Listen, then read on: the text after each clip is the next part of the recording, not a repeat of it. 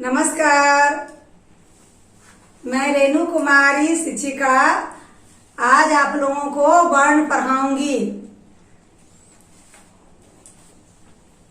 बच्चों, वर्ण किसे कहते हैं? वर्ण उस मूल ध्वनि को कहते हैं जिसके और अधिक खंड या टुकड़े नहीं किए जा सके। वर्ण किसे कहते हैं बच्चों? वर्ण उस मूल ध्वनि को कहते हैं जिसके और अधिक खंड या टुकड़े नहीं किए जा सके, जैसे अ, आ, ई। वर्णों के समूह को वर्णमाला कहते हैं। वर्णों के समूह को क्या कहते हैं? वर्णमाला। जैसे वर्णों का समूह हो गया अ, आ, से लेकर के कौबर, चौबर, टौबर और पौबर तक जितने भी अक्षर हैं वो वर्णमाला के अंतर्गत आते हैं, यानी कि वर्णों के समूह को वर्णमाला कहते हैं। हिंदी भाषा में वर्ण के दो भेद होते हैं, स्वर वर्ण और व्यंजन वर्ण। कितने भेद होते हैं बच्चों वर्ण के? वर्ण के दो भेद होते हैं। पहला है स्वर वर्ण और दूसरा है व्यंजन वर्ण। अब देखिए, स्वर्ण वर्ण किसे कहते हैं? जिन वर्णों का उच्चारण स्वतंत्र रूप से होता है उसे स्वर वर्ण कहते हैं। स्वर्ण वर्ण किसे कहते हैं? जिन वर्णों का उच्चारण स्वतंत्र रूप से होता है उसे हम स्वर वर्ण कहते हैं। इसके उच्चारण में हवा मुंह के किसी भी भाग से नहीं टकराती है। समझ गए बच्चों? जैसे कि स्वर्ण वर्ण कितने हैं? स्वर्ण वर्ण की संख्या कुल 11 है।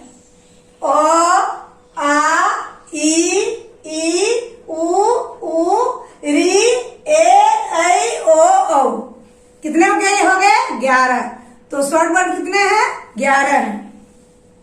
अब देखिए, स्वर्ण वर्ण में री का जो प्रयोग है वह संस्कृत भाषा में किया जाता है। जैसे री से ऋषि, रीन, ऋतु इत्यादि।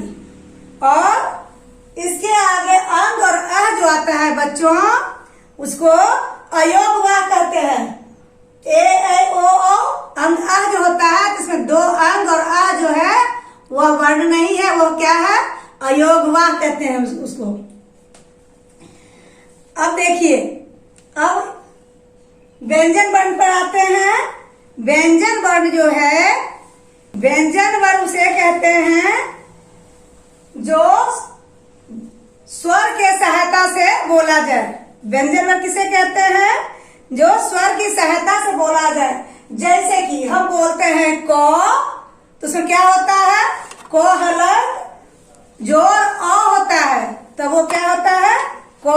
अर्थात व्यंजन वर्ण हमेशा स्वर की सहायता से ही बोले जाते हैं। अब हम लोग पढ़ेंगे स्वर्ण वर्ण के मात्रा। स्वर वर्ण के मात्रा को पढ़ेंगे। जैसे अ का मात्रा नहीं होता है और आ का मात्रा होता है। ये क्या हो गया बच्चों? आ का मात्रा। ये क्या हो गया? हर्ष ई का मात्रा। और ये क्या है? दीर्घ ई का मात्रा, हर्ष ऊ का मात्रा, दीर्घ ऊ का मात्रा। समझ गए बच्चों? ए की मात्रा, ऐ की मात्रा, ओ की मात्रा, औ की मात्रा। समझ गए? है ना? ये क्या है? मात्रा। स्वर के भेद को उनके उच्चारण में लगने वाले समय के अनुसार 3 भागों में बांटा जाता है। जो स्वर्ण वर्ण है इसके उच्चारण जो समय लगता है उसके अनुसार इसको क्या है? स्वर के 3 भेद होते हैं। कौन से होते हैं? ह्रस्व स्वर, दीर्घ स्वर और प्लुत स्वर। अब सुनिए बच्चों, जिन स्वर के उच्चारण में कम समय लगता है उसे हम क्या बोलते हैं? ह्रस्व स्वर बोलते हैं। जैसे ह्रस्व स्वर की मात्रा कितनी है? कुल 4 हैं। अ है, ओ, ई, उ और री। कुल 4 मात्रा इनकी है ह्रस्व स्वर की। दीर्घ स्वर वह है जिनके बोलने में ह्रस्व स्वर से दुगुना समय लगता है। उन्हें दीर्घ स्वर कहते हैं। ये कुल 7 है। दीर्घ स्वर कितने हैं? कुल 7 है। कौन कौन से हैं? आइए जानते हैं। आ दीर्घ ई, उ, ए, ऐ, ओ तथा ओ, ये क्या है? ये दीर्घ स्वर है। चलिए आगे बढ़ते हैं बच्चों। आगे है प्लुत स्वर।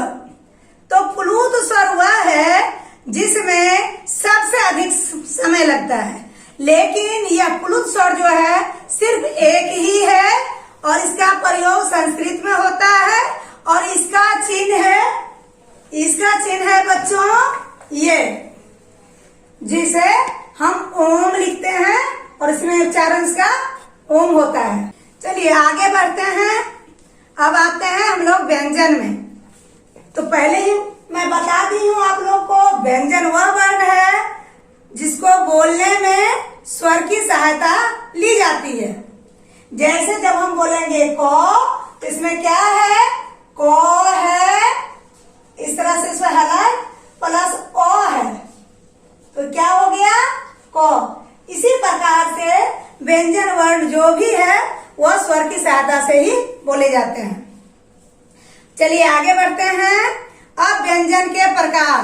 व्यंजन वर्ण जो है इनके प्रकार हैं, कुल 4 तरह के होते हैं। पहला है स्पर्श वर्ण, दूसरा अंतस्थ, तीसरा उस और चौथा क्या है? संयुक्त। स्पर्श व्यंजन उसको कहते हैं जिसको बोलने में, है ना, जिह्वा मुख के विभिन्न स्थानों को छूती है। जिस व्यंजन को बोलने में मुख के विभिन्न स्थान को जिह्वा छूती है उसे कौन सा व्यंजन कहते हैं? स्पर्श व्यंजन कहते हैं। को वर्ग से लेकर के पो वर्ग यहाँ तक कुल क्या है? स्पर्श व्यंजन है। को वर्ग से लेकर के पो वर्ग तक कुल स्पर्श व्यंजन है। और उसके आगे स्वर और व्यंजन के बीच स्थित होने के कारण अंतस्थ वर्ण होता है, जिसको य, र, ल, व, ये क्या है? अंतस्थ वर्ण है। अर्थात अंतस्थ वर्ण जो है उसकी संख्या कितनी है? कुल 4। य, र, ल, व, ये क्या है? अंतस्थ वर्ण है। चलिए आगे बढ़ते हैं। ऊष्म वर्ण। इसमें उच्चारण में सांस तेजी से निकलती है। जब ऊष्म वर्ण का हम उच्चारण करते हैं तो उसमें क्या होता है? सांस तेजी से निकलती है और ऊष्मा पैदा होती है, गर्मी पैदा होती है, इसलिए ये ऊष्म है। ऊष्म का शाब्दिक अर्थ क्या होता है? गर्मी। तो जब हम ऊष्म वर्ण का व्यंजन का उच्चारण करते हैं तो क्या होता है? ऊष्मा पैदा होती है। और ये क्या है? ये कुल 4 हैं। कौन है? तालब स, दंती स, तालब स, मूर्धन स, दंती स और हो, ये क्या है? ऊष्म व्यंजन है। चलिए आगे बढ़ते हैं। अब संयुक्त व्यंजन में आते हैं। चौथा क्या है? संयुक्त व्यंजन।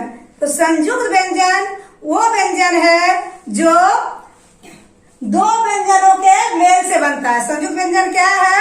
वह व्यंजन है जो 2 वर्णों के मेल से बनता है।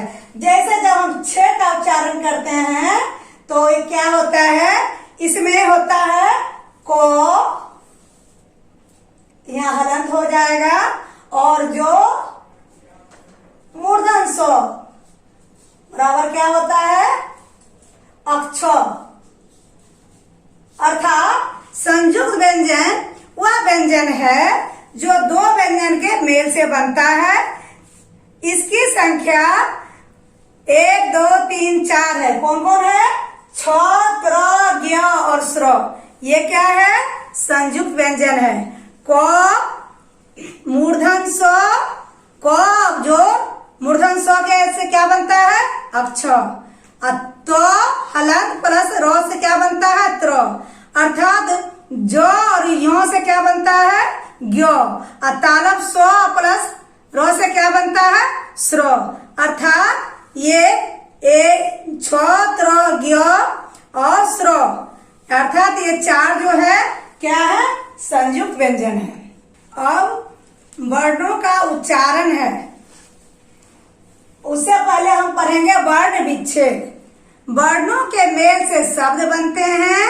किसी शब्द में प्रयुक्त वर्णों को अलग करने को वर्ण विच्छेद कहते हैं। वर्णों के मेल से क्या बनते हैं बच्चों? शब्द। वर्णों के मेल से क्या बनते हैं? शब्द। तो किसी शब्द में प्रयुक्त वर्ण को अलग अलग करने को क्या कहते हैं? वर्ण विच्छेद कहते हैं। जैसे मान लीजिए कि यहाँ हम लिखते हैं बादल, बादल। तो बादल है, इसका वर्ण विच्छेद कैसे करेंगे? ब हलन जोर आ, जोर दो हलन, जोर अ, जोर लो हलन और जोर अ। तो क्या हो जाएगा? बादल। इसी तरह से जैसे पेड़ है, तो पेड़ को हम किस तरह से करेंगे वर्ण विच्छेद? प, उसके नीचे हलंत लगाएंगे, जोर ए लगाएंगे, जोर रो लगाएंगे, उसमें भी नीचे हलंत होगा, और जोर अ। क्या हो जाएगा? पेड़। इसे क्या कहते हैं? वर्ण विच्छेद कहते हैं। आप लोग स्वर और व्यंजन की परिभाषा और जो हम बताए हैं उसको जरूर याद करेंगे। फिर और मिलते हैं अगले क्लास में। धन्यवाद बच्चों।